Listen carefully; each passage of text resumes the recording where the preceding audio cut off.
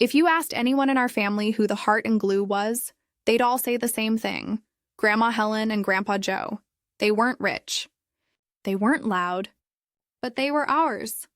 The house everyone returned to, no matter how grown up or far away they got. Sunday dinners. Handwritten birthday cards. Matching pajamas every Christmas Eve. They made everything feel warm, safe, fair. One time, when I was 8, I accidentally left my new doll outside and it rained. My brother laughed, but before I could cry, Grandpa handed me a towel and said, "Everyone forgets sometimes. It's how you remember next time that matters." I never forgot again. Grandma made sure no child ever went home hungry or quiet. She'd stop a conversation just to say, "Wait, what did little Sophie just say?" "Everyone, Sophie's talking." Fairness. That's what I remember most. She gave each grandkid the same $20 every birthday, whether they were 5 or 25. Even if some visited more, helped more, stayed longer, it didn't matter. Everyone was equal at her table. Their house was small but sacred. In the living room, above the fireplace, was a photo of their wedding day. Young, smiling, burning with that kind of love you see in old films. I used to stare at it and wonder, how did two people keep a family this big, this connected, for so long? But in hindsight, even then, there were cracks, just quiet ones. I once overheard Uncle Mason whisper to my mom in the kitchen, "She always bails out James, and somehow he still ends up with more praise than any of us."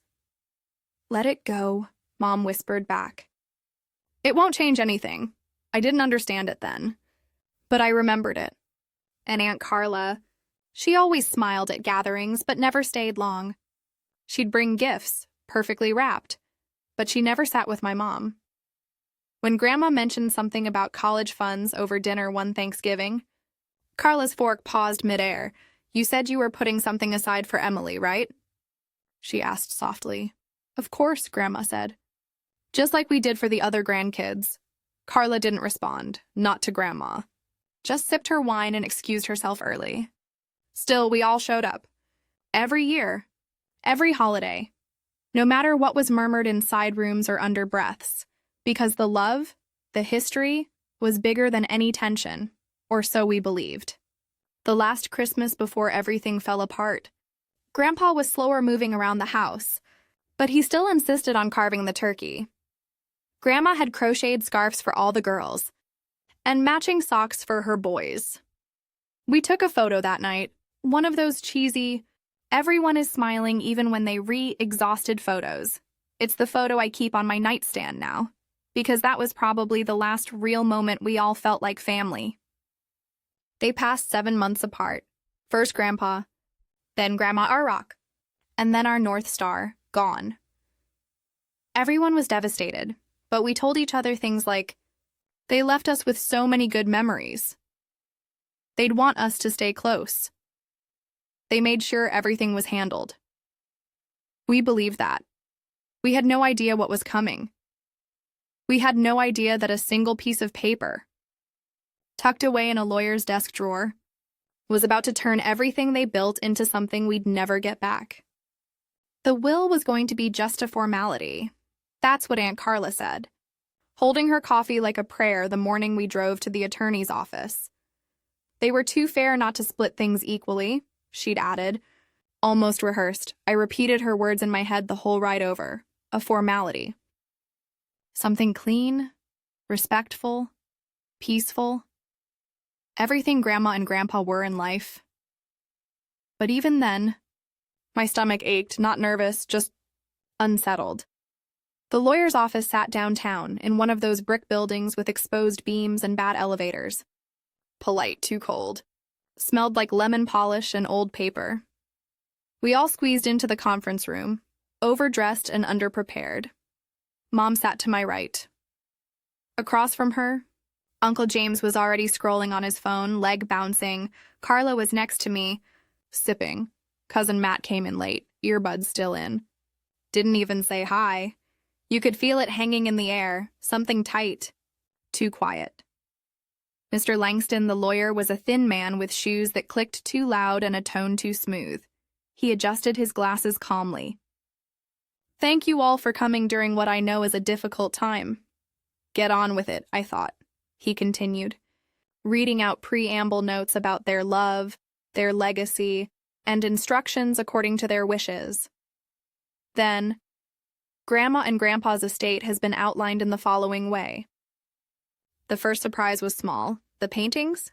Left specifically to Aunt Carla. Strange. She hated Grandma's taste. The vintage car in the garage went to Cousin Brad. Again, surprising, but okay. Then came the land. The lake house. I sat up straighter. This will states that the lake property and all assets related to it be transferred solely to James Blake. My mom's head snapped up. Sorry, solely? Yes, Langston said. To James. The room went still. Uncle James barely glanced up from his phone. Aunt Carla stared at him. That lake house was our family's gathering place, she whispered. Why would they? Langston continued, barely blinking. My heart thudded faster. Then came the part no one was ready for. A name was missing entirely. Also, please note that Carla Miller has been excluded from the primary distribution and is designated to receive only the personal items listed separately in the final document. I blinked. Carla choked. What? Langston reread the sentence. Her voice cracked. There must be another page. That doesn't make sense. I read only what's in the finalized, notarized document. This version was updated 6 weeks after Mr. Blake's passing. Her hands trembled. That's impossible. Grandma said I would, she told me. Langston looked uncomfortable. I'm just the messenger. Mom reached under the table and grabbed Carla's hand, but it was too late. The room crackled. Tension turned electric. Uncle James finally looked up. I didn't ask for that, you know. You sure about that? Carla snapped. He rolled his eyes. So now I have to apologize for something someone else did? Well, you sure benefited from it, Mom whispered. Not here, please. But decorum was dead, because something sacred had just been stolen. Expectation. The idea that we were all equal. Next came the strays. Mutters like, must have updated it on her deathbed. I was the one driving them to appointments. Not James. Grandma told me I was in the trust. My ears rang. Everything became too sharp. Each item named in the will was suddenly a symbol of status, of favor. The money wasn't splitting us. The meaning behind who got it was. When we left, no one talked. Not really. Just excuses. Excuses not to ride home together. Excuses not to grab lunch. Excuses not to hug. In the car, Aunt Carla stared out the window in silence. I don't understand. I didn't know what to say. I helped her bathe, Carla whispered. I cleaned. I packed up Dad's hospital bed. And she didn't finish. Didn't have to. When I finally got back home, I sat on the floor of my living room and cried. Not because of what I did or didn't get, because the people I loved, who loved each other, just cracked like glass around a single piece of paper. The will was supposed to be a ribbon tied around a life well lived. Instead, it felt like scissors. The official reading of the will may have ended in a stuffy boardroom. But the real fallout? It began in our group chats. Aunt Carla left the Blake bunch within hours. No goodbye, no message, just gone. The last thing she had posted was a throwback photo of Grandma making cinnamon rolls in her rose-pink apron. Now, deleted cousin Rachel texted me privately. Did you know about the lake house? Because James acted like he didn't, and I don't believe him. I stared at the message for a full minute and wrote back. I knew as much as you did.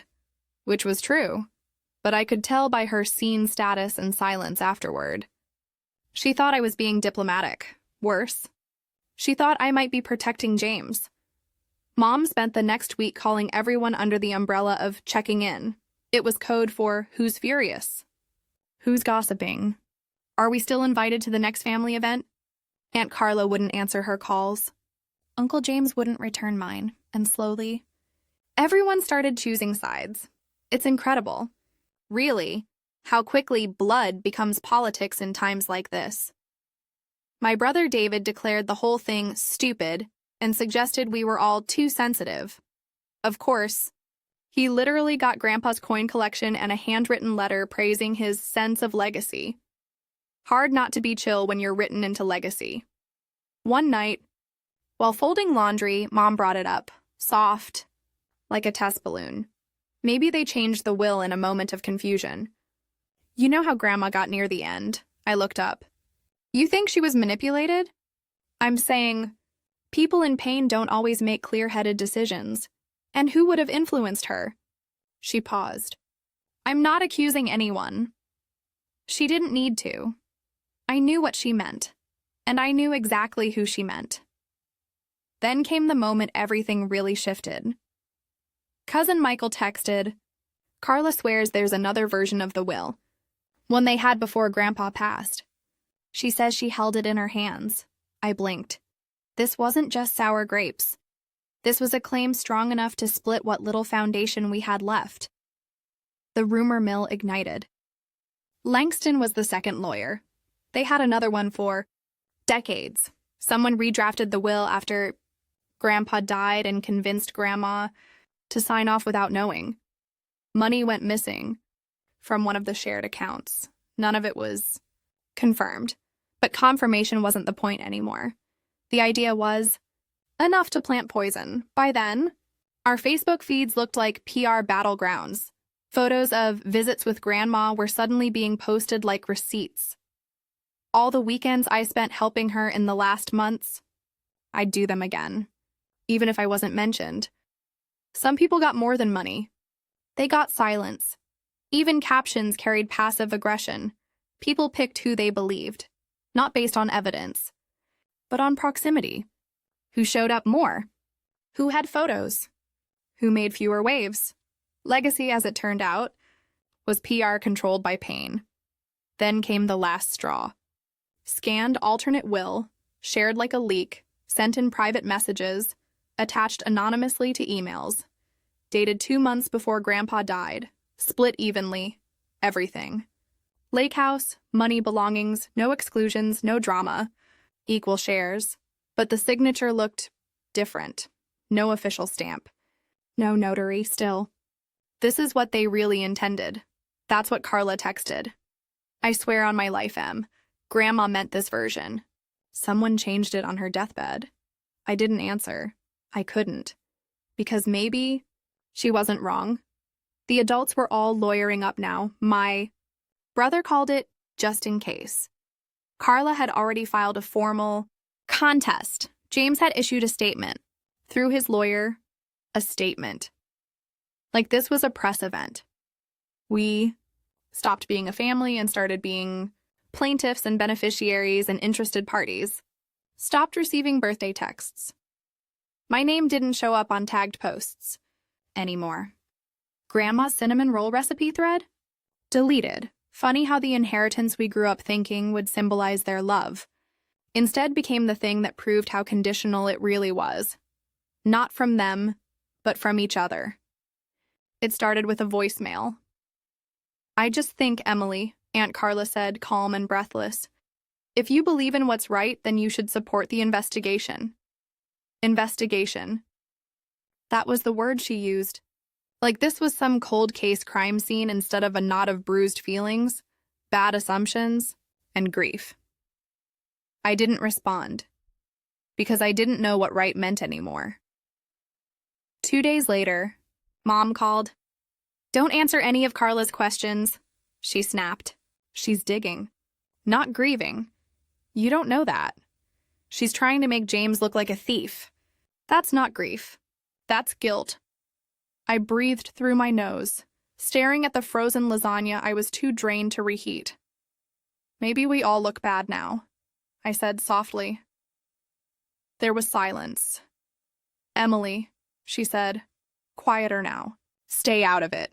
But I was already in it. Whether I said a word or not, I found out through a forwarded email that my cousin Rachel had formally submitted the alternate will for review by probate court. And even more devastating, she'd retained a forensic document examiner. This was no longer about missing money. This was questioning the very truth of our grandparents. Final wishes. Soon everyone was strategizing. Not talking, strategizing, because family was now a chessboard, and legacy was checkmate. Uncle James, who barely looked up during the reading, had now hired an attorney known for fighting dirty in a state. Wars, one of his tweets resurfaced from 5 years ago. Being family doesn't mean you're entitled to anything. It started circulating in the family group text, the old group anyway. A few cousins already made their own private chats, splintering like wood soaked in grief and set on fire. I tried to call my cousin Brooke to check in. She declined it, then texted, "Sorry. I need to stay neutral. Hope you understand." I stared at the screen for a long time. Neutral meant, I don't want to choose, so I'll just disappear. That Sunday, I went to the house, the one I hadn't visited since Thanksgiving, the lake house. James had changed the locks, the rooms inside. From what I saw through glass, were still covered in Grandma's quilts. Same cuckoo clock. Same fern in the reading room window, already dying without her touch. So no. It wasn't about the lake house, and yet it was about everything. Who pitched in when no one asked? Who only showed up when there was money? Who said, "I'll never ask for anything," but then asked for everything? Who loved from obligation? And who loved quietly but never said the right thing aloud?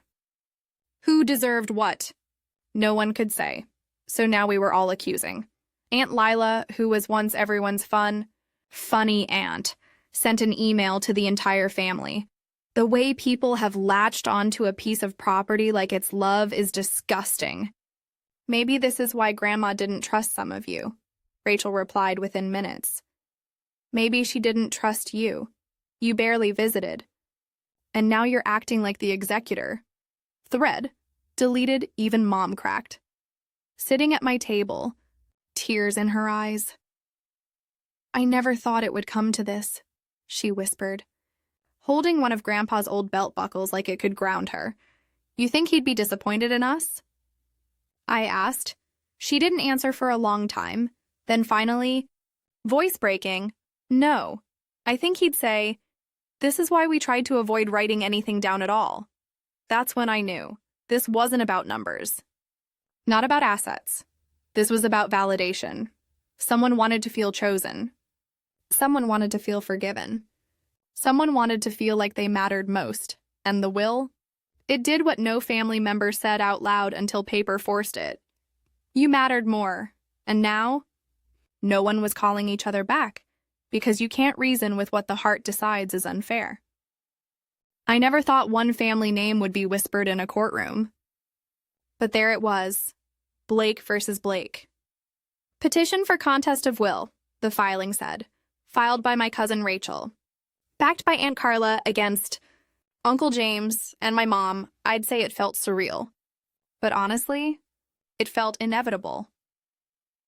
2 weeks after the scan of the other will circulated, Rachel made it official, taking the dispute from passive-aggressive family emails to county court documents. Once it was public record, people chose silence or scandal, never both. I found out about the official filing from a cousin I hadn't talked to in 4 months. She sent me a link with zero context, just a caption. Well, there goes Thanksgiving. Forever. That same afternoon, Mom broke news in her own tear-filled way. "I've been named in the suit." My stomach dropped. What? She thinks I forged the second will. That doesn't even make sense. Apparently it does. Because Rachel's lawyer thinks so too. Tensions had already hollowed us out. Now there wasn't tension. There was blame, printed on white linen paper and notarized. Mom was accused of withholding documents. James was accused of undue influence, and Carla stood in court and held up that copy of the will like it was scripture. I sat in the back during the hearing, quiet, invisible, family by name, stranger by circumstance. Rachel got on the stand. First words out of her mouth, "My grandmother was very fair," until she was pressured. She claimed the will was changed after Her mental clarity had declined, and that certain relatives pressured her. She didn't say names, but everyone knew who she meant, even the lawyer's face when Mom spoke. It wasn't curious. It was prepared, like reading from a script. Like they already knew what they wanted her testimony to sound like before she opened her mouth. "And how long before her passing did you communicate about the will?" they asked. "I never did," Mom said. "Never?" "No, she told me we were all equal, that everything was to be split. And yet your brother received exclusive assets. I didn't write that will. But you benefited. I didn't ask to." A beat. Then the lawyer leaned. "And is it possible that someone encouraged your mother to change her mind in a moment of weakness?" Silence. Mom hesitated, and that was all they needed. You could feel the doubt settle in the room like dust. Later, outside the courtroom, Mom looked broken, smaller than she'd ever seemed to me before. "I shouldn't have paused," she whispered. I rubbed her shoulder. "You don't owe them perfection." I just wanted to respect her wishes, and that's when I realized no one could agree on what those wishes really were, because none of us had heard her say them. What we did have, a final, notarized will in one lawyer's possession, an unsigned will in a cousin's, Dropbox, a deleted voicemail, half-truths, and a lot of broken memory. It wasn't blood we were fighting. Over it was belief. Who believed what? Who believed who? And why that belief was suddenly worth thousands of dollars. During recess, I saw James meet with his attorney in a side hall. They were smirking, like they'd cracked the whole game. It made my stomach turn. Not because they'd won, but because they seemed happy in a moment full of fractured meaning. People asked what I got from the will. I told them, honestly, I got a music box and a letter that said you always listened even when others didn't. It wasn't money, but it was truth. And the longer this fire burned, the more I realized that might be the only truly priceless thing. But at that moment, sitting in a courtroom, watching my family wear blazers over broken trust, it didn't feel like justice. It felt like watching a house burn from the inside out and realizing everyone's still sitting in it. Thanksgiving came, no email thread, no shared recipe doc, no who's bringing the mac and cheese, group text, just silence. I made boxed stuffing, not because I liked it, but because I didn't know how to make grandma's from scratch. It felt wrong, pulling frozen turkey slices from plastic, eating alone at my 3-seat table. Mom said we'd skip it this year. "Not in the mood," she texted. Aunt Carla posted a black and white photo of Grandpa on Facebook. No caption. Just the image, but the comments were loud. He'd be so disappointed. "Funny, I don't remember you showing up much that last year. Let it rest." "He's gone," 17 comments. No likes from anyone in our family. Somewhere out there. The lake house sat on still water, empty, covered porch, quilts collecting dust. Its new gate code still hadn't been shared with half the family. Technically, legally, it belonged to James now, but emotionally, it belonged to no one. I wondered if he even went, or if he just kept it like a trophy on a shelf. At Christmas, I baked Grandma's sugar cookies. Or tried to. They spread too wide in the oven. Too soft in the center.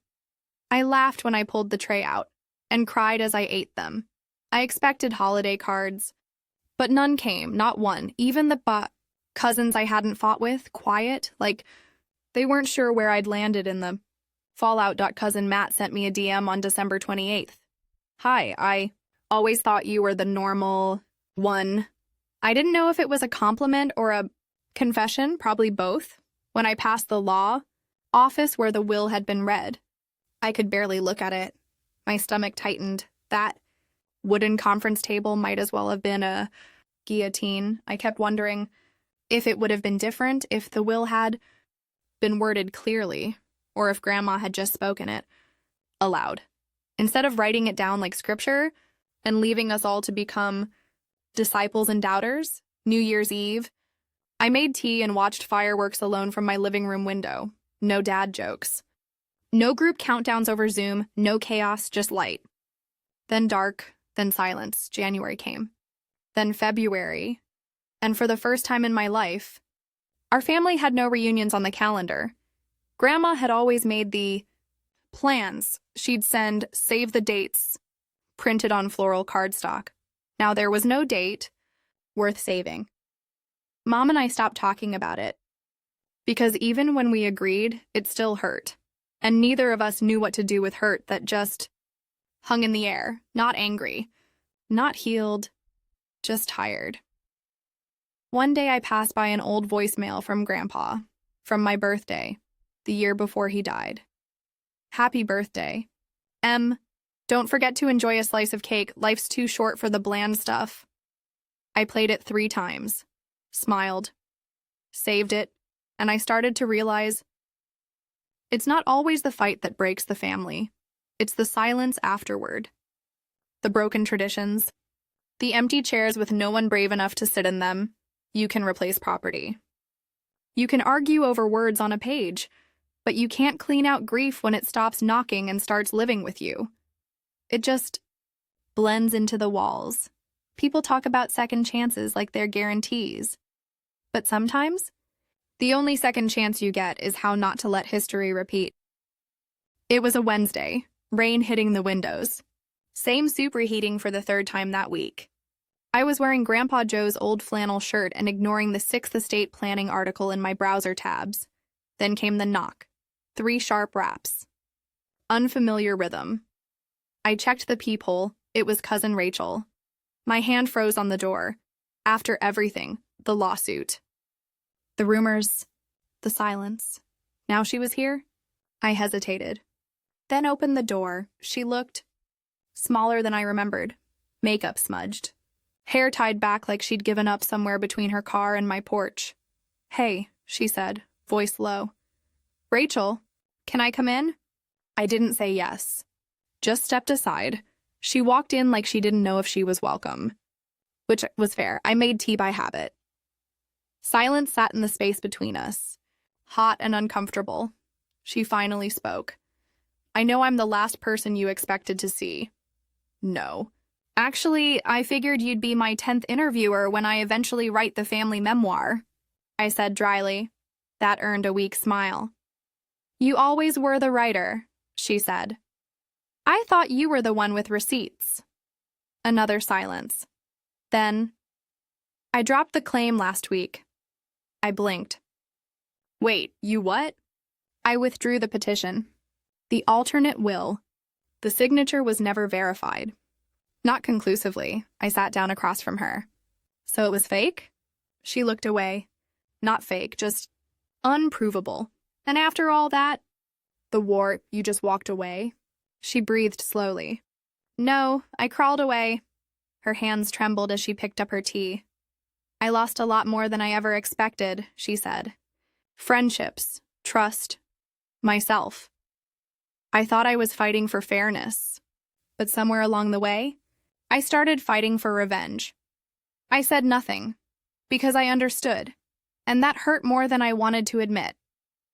She reached into her coat and pulled out something weathered, folded twice, envelope yellowing. I recognized Grandma's handwriting on the front. "Rachel, please read if it gets bad." I stopped breathing. "What is that?"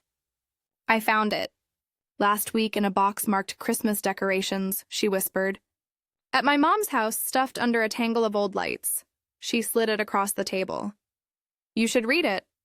I picked it up with shaking fingers and unfolded the letter.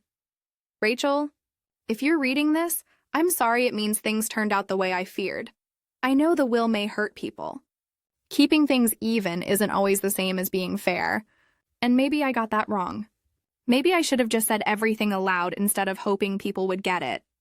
You mattered to me. Your mom did too. All of you did. But I know money changes things, even if we don't want it to. Just promise me one thing. Don't let ink on paper erase a lifetime of love. Nothing I wrote was ever meant to divide. I just hope you'll find your way back to each other. Even if it takes time. I love you. Grandma. I didn't cry right away. Only after Rachel whispered, I didn't want to believe it could get this bad. And I nodded. Me neither. We sat there for nearly 2 hours, not solving anything, just remembering, laughing at dumb stories, grieving what we lost. I don't know if I'll ever want to talk to James again, I admitted. Or Carla, or even Mom sometimes. Rachel nodded. You don't have to. I don't think we'll ever have what we used to have. She looked me in the eyes for the first time all night. No, but maybe we can build something from what's left. Before she left, she hugged me, for longer than was comfortable, and when she stepped back, she looked lighter. Almost like the Rachel I remembered. I stood at the doorway long after she drove off, holding that letter like a second chance I didn't ask for. But maybe still needed. I opened drawers labeled important documents that hadn't been touched in months. Inside were receipts no one needed, bank forms from accounts long closed, Grandma's Christmas card list, updated in pencil, names fading with each death, each divorce, each distance. James's name was still at the top, below it mine, then Carla, then Rachel. I stared at it longer than I probably should have. Like maybe buried in the order of names on a wrinkled list was the real will. Since Rachel's visit, I'd read that letter from Grandma at least a dozen times. Every word burned deeper. She hadn't meant to hurt us, but intentions don't come with refunds. Watching the family splinter had been painful enough, but the silence that followed, that was worse. Because when the yelling stopped and the court dates had faded, we were left with exactly what we'd created. Distance, and distance doesn't leave bruises, it just grows roots. Rachel and I had coffee twice after that night, nothing. Heavy, just human. We didn't talk about the lake house. We talked about Grandma's bread pudding and how Grandpa insisted on wearing a tie every Father's Day. We talked about old traditions and where they used to live, in the small moments, not the big decisions, not the paperwork. That's when it hit me. It was never about the will. It was about feeling included, feeling chosen, feeling like love had a transaction attached to it. And when your line on the ledger came up empty, it rewrote your entire belief about your place in the family. I hadn't received money. No property. Not even first dibs on the photo albums. But I had a letter that said, "You always listened," even when others didn't. And something about that line hit harder than any inheritance check ever could have, because it meant someone saw me. Fully, clearly, without me having to earn it. James got more than all of us, on paper. But I wonder, what did he think when Mom stopped replying to his messages? When nobody showed up to his daughter's birthday party the next month? When the family pictures came down from the lake house walls because he couldn't bear to look them in the eyes? People said he won, but all winning got him was a house no one visited and silence he never asked for. That's what no one tells you about inheritance fights. You don't always lose by being cut out, you can lose just as much by being written in for the wrong reasons. I thought about Grandma and Grandpa a lot about what they would have said. Probably something like, it was never about the stuff. It was about remembering what matters. It was about staying together. And maybe they were right. Maybe it's just us, the living, who complicate the legacy of the dead. I sat alone one evening, lights low, music soft, letter in my lap, and I whispered something into the silence, not expecting an answer. I forgive you, not for what you left behind, but for the things you couldn't control before you left. And in that silence, for the first time since they were gone, I felt a little more whole. The cemetery was quiet, just enough wind to rustle the dried grass around my ankles. I hadn't been back since the funeral, not because I was mad, or even shattered, but because I didn't know what to say. What do you tell the people who raised a family and accidentally broke it? I brought 2 things that day: a cup of Grandma's favorite chamomile tea and a letter I wrote 5 times before I stopped trying to make it perfect. The tombstone was the same, simple, side by side, Joseph and Helen Blake. Loved by many, remembered by all, I sat down cross-legged, like I used to on the carpet during game night, placed the cup at the base, and unfolded the letter. Dear Grandma. Dear Grandpa, I wanted to say I'm angry. But the truth is, I'm not. I'm disappointed. Not in you. But in all of us, what you built was beautiful. For decades it worked. Until it didn't. The will became a weapon, and none of us were ready for that. Maybe you weren't either. Maybe you thought we'd rise above it. But grief has a way of making egos louder and love quieter. We didn't rise. We fractured, but I don't blame you for that. Your love wasn't in the money. Or the deeds. Or who got the dining room table. It was in the cookies. The card game rules you changed just for us. The creaky porch swings and bedtime stories. And I remember that now, even if everyone else forgot. So I'm writing this to say, I haven't. I remember. I'll always remember.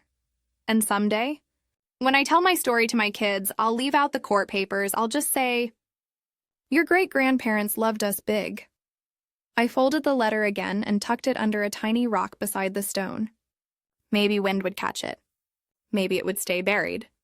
Either way, it was no longer mine to hold. As I stood up, I felt something settle in me, a kind of peace. I hadn't known since everything fell apart. Not full healing, not forgiveness, but understanding. The kind that comes quietly, like a new legacy beginning where the last one was left behind. I still think about that phrase, the will, as if it's a single clean document, as if it wasn't followed by new versions, hidden versions, contested versions, as if it wasn't whispered about in parking lots or rearranged in the court of public opinion, as if it didn't rip 100 moments off the wall and replace them with distance. We were a good family, not perfect. Not Hallmark, but good, until the will was read. After that, we became people with lawyer friends and locked doors and statements starting with, let me just say this once. We became quiet, and that quiet was loud. I don't hate anyone. Not James. Not Rachel. Not even Carla, who still posts quotes like family isn't blood, it's loyalty. I just learned something about love, about loss, about how legacy isn't about gold watches and lakefront property. It's about who shows up when there's nothing left to gain. A few months ago, I did something small. I drafted my own will, at 33, while still renting, no kids. No empire, just clarity. I wrote it with language that didn't leave questions. I left letters. I listed reasons. I said what my grandparents never did. You mattered. And I hope this never makes you doubt that. I'm not saying I fixed what they couldn't, but I chose differently, and maybe that matters. Sometimes I still get tagged in old photos, a backyard barbecue, popsicles melting, Grandpa with his ridiculous green socks. I hit save, never comment, because some things deserve to stay unstirred. But one day, I might tell the whole story, not just to explain what happened, but to explain what I learned. That money twists even good people. That grief cracks where no one's looking. And that love unspoken is love unguarded. My family was fine until the will was read. But me? I'm writing mine now with a little less expectation and a whole lot more love.